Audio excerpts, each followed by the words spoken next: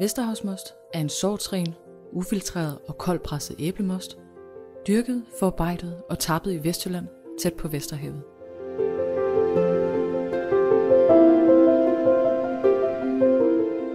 Familien bag Vesterhavsmosten har efter årtier i branchen vendt hele produktionen på hovedet for at opnå en bæredygtig tilgang og den optimale smag. Æbleplantagen og mosteriet ligger i forbindelse med Laubjergs Rosenhave lige uden for Ringkøbing. Faciliteterne er helt nyetableret og moderne.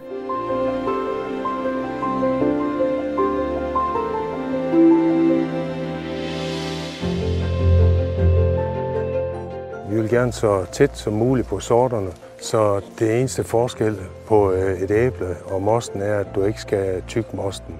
Det er det, der forstås ved Vesterhavsmost. I plantagen sås der mikrokløver mellem rækkerne, så der året igennem kommer mange insekter, og insekter er godt for bestøvningen af æblernes blomster.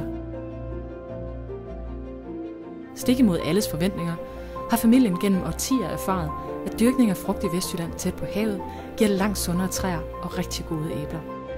Og netop med et fokus på sunde træer, smagsrige æbler og bæredygtighed, har Vesterhavsmosten placeret sig i toppen af markedet ved udelukkende at anvende friskplukkede æbler. Nedfaldende æbler undgås helt bevidst på grund af jordbakterier. Her i det barske Vestjylland har vi faktisk færre svampesygdomme og skadedyr.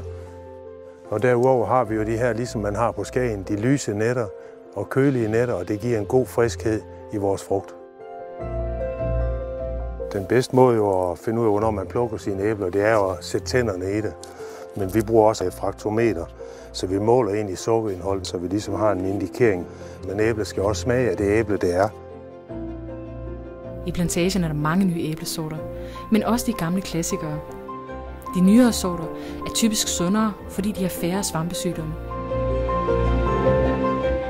Produktionen kører hen over efteråret, og før æblerne presses, bliver de kontrolleret og skyllet en ekstra gang, så kvaliteten er i orden. Efter presningen kommer mosten i lufttætte tanke i et døgn, så mosten bundfældes. Pasteuriseringsprocessen er skånsom i en avanceret gennemløbspasteurisering. Den foregår hurtigt, så smag og aroma beholdes i mosten.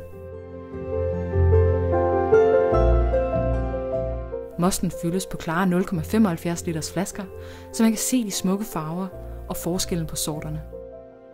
Produktionen strækker sig over 4 til 6 uger og når op på ca. 2.500 flasker om dagen.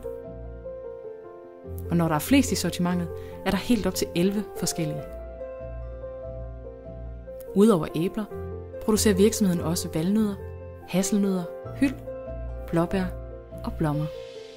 Vesterhavsmost. Smagen af Vestjylland.